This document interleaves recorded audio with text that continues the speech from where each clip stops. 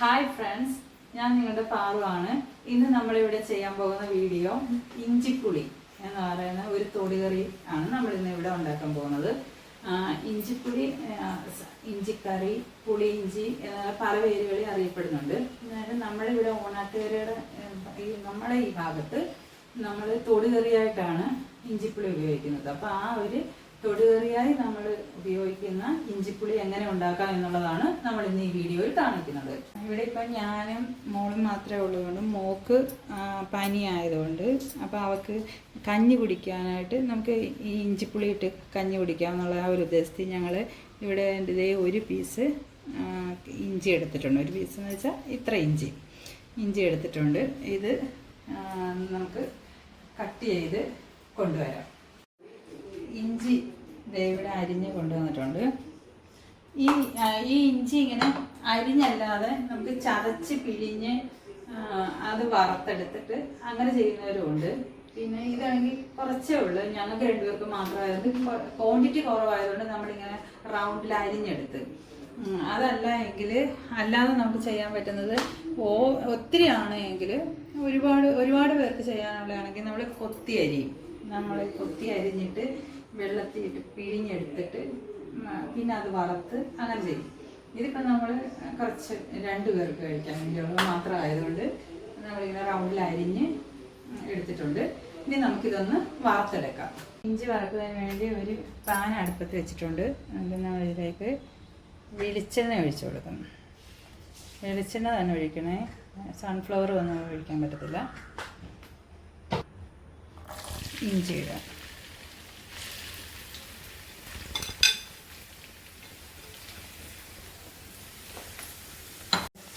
ഇത് നമുക്കൊന്ന് മൂത്ത്, അതായത് ബ്രൗൺ കളറാകുമ്പം, ബ്രൗൺ കളർ വെച്ചാൽ നല്ല ബ്രൗൺ കളർ, നമ്മൾ ഒടിച്ചാൽ ഇങ്ങനെ ഒടിയുന്ന പരുവത്തിൽ ആകണം. അപ്പം നമുക്ക് ഇങ്ങനെ കോരി എടുത്തിട്ട് വെക്കാം. ഇഞ്ചി വറുത്ത് കോരി വെച്ചിട്ടുണ്ട്.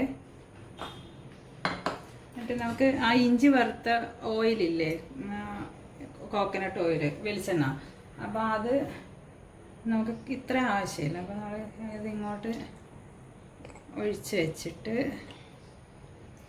ഈ പാനിലോട്ട് തന്നെ മുളക് പൊടിയും മല്ലിപ്പൊടിയും മഞ്ഞൾപ്പൊടിയും വറുത്തെടുക്കാം. നമ്മളിവിടെ 100 ഇഞ്ചിയാണ് എടുത്തിരുന്നത്. അപ്പോൾ അതിന് വേണ്ടി 2 ടീസ്പൂൺ 2.5 ടീസ്പൂൺ മുളക് പൊടി കാശ്മീരി ചില്ലി പൗഡറാണ്.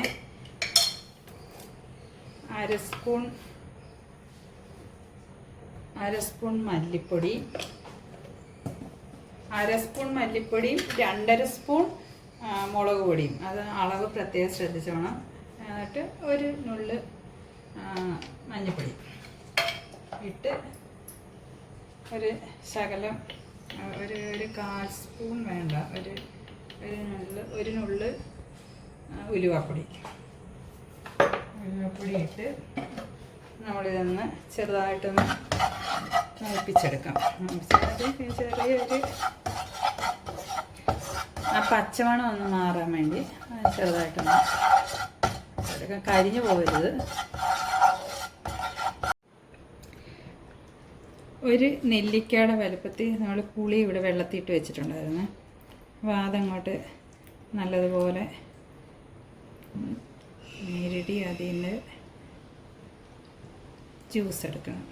പൊടി ചൂടാക്കി മൂപ്പിച്ച ആ പൊടി ഇതിലോട്ട് ഇട്ട് വെച്ചിട്ടുണ്ട്. ആ ഇട്ട് വെച്ചേക്കുന്നതിനകത്തിലോട്ട് നമ്മൾ ഈ പുളി വെള്ളം അങ്ങോട്ട് ഒഴിച്ചു കൊടുക്കണം. ഇഞ്ചിപ്പുളി എന്നാണല്ലോ, അപ്പോൾ നമുക്ക് പുളി മുന്നിട്ട് നിൽക്കണേ. അങ്ങനെ പിഴിഞ്ഞെടുത്തിട്ട് ഇനി നമുക്ക് അടുത്ത സ്റ്റെപ്പ്, ഇത് ഇത്രയായിട്ടുണ്ട്. ഇനി നമുക്ക് അടുത്ത സ്റ്റെപ്പ് എന്ന് പറയുന്നത്, നമ്മൾ ആ ഇഞ്ചി വറുത്ത് വെച്ച ഇഞ്ചിയില്ലേ, ആ വറുത്ത ഇഞ്ചി ഒന്ന് മിക്സിയിൽ നന്നായിട്ട് പൊടിച്ചു എടുക്കണം. എന്നിട്ട് അത് ഇതിലോട്ട് ആഡ് ചെയ്യാം. പൊടിച്ചു കൊണ്ട് നിൽക്കുന്ന ഇഞ്ചി ഇതിലോട്ട് ഇടാം. നമ്മൾ പുളിവെള്ളത്തിനകത്ത് മുമ്പേ നമ്മൾ ഒന്ന് വറുത്തെടുത്ത പൊടികളുണ്ടല്ലോ, അതെല്ലാം ഇട്ട് വെച്ചേക്കുമായിരുന്നു. അതിലോട്ട് ഇഞ്ചി വറുത്ത് പൊടിച്ചതും കൂടെ ഇട്ട് കൊടുക്കാം നമുക്ക്.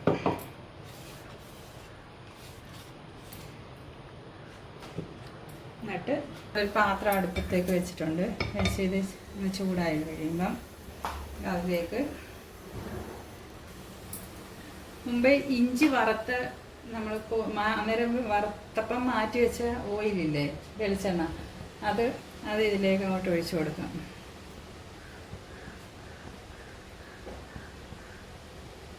പിന്നെ വെളിച്ചെണ്ണ ഓരോരുത്തരുടെ ഇഷ്ടത്തിനനുസരിച്ച്, വെളിച്ചെണ്ണ ഒരുപാട് വേണ്ടവർക്ക് അതിനനുസരിച്ച് ഒഴിക്കാം. ഞാൻ കുറച്ച് വെളിച്ചെണ്ണ ഉപയോഗിക്കത്തുള്ളൂ, അതുകൊണ്ട് കുറച്ച് ഒഴിച്ചിട്ടുണ്ട്. എണ്ണ ചൂടായി വന്നിട്ടുണ്ട്. അപ്പോൾ അതിലേക്ക് നമുക്ക് കടുക് ഇട്ട് കൊടുക്കാം.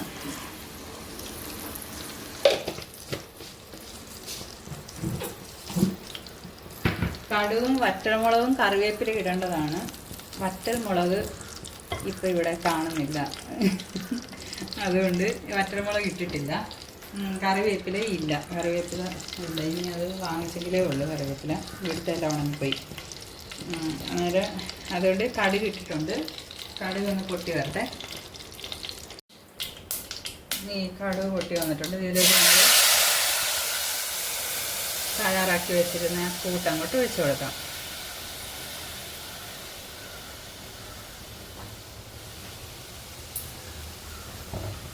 ഇതൊക്കെ നമ്മൾ ഉപ്പിട്ടിട്ടുണ്ടായിരുന്നു. നോക്കട്ടെ, കുറച്ചും കൂടെ വേണം.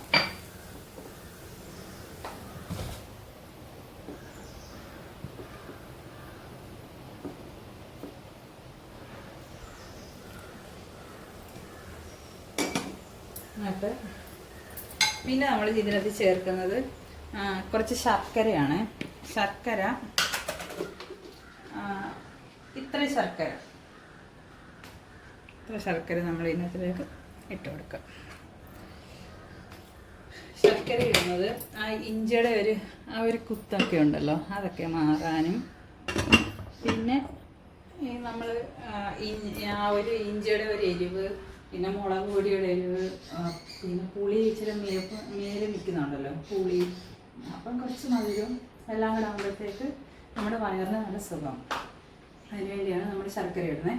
ചിലയിടത്ത് നമ്മൾ പഞ്ചസാര ഇടുന്നുണ്ട്. അമ്മയ്ക്ക് വീട്ടിൽ പഞ്ചസാര ഇടാറുണ്ട്. ഞാനിവിടെ ശർക്കര ഇടുന്നു. അപ്പോൾ ഒരു പീസ്, ചെറിയൊരു പീസ് ഉണ്ട് ഇട്ടിട്ടുണ്ട് അതിനകത്തിലും. ഇനി അത് ഒന്ന് പാകമായിട്ട് വരട്ടെ, എന്നിട്ട് നമുക്ക് എടുക്കാം. എന്നാൽ പാകമായിട്ടുണ്ട്. ഇത് ഈ ഒരു പരുവായിരിക്കണേ, ഈ ഒരു കൺസിസ്റ്റൻസിയിലെത്തണം വേണ്ടത്. അങ്ങനെ അപ്പോൾ ഇതിനി ഒന്നും കൂടെ കുറുകും. അത് നമ്മൾ തീ ഓഫ് ചെയ്ത് കഴിഞ്ഞിട്ട് നമ്മൾ കുറച്ച് നേരം കഴിയുമ്പോഴത്തേക്ക്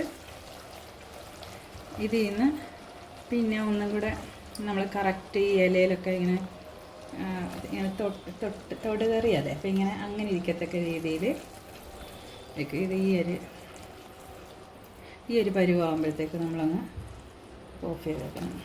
നമുക്കൊന്ന് നോക്കാം, എരിയും പുളിയും മധുരമൊക്കെ കറക്റ്റാണ് നോക്കാം.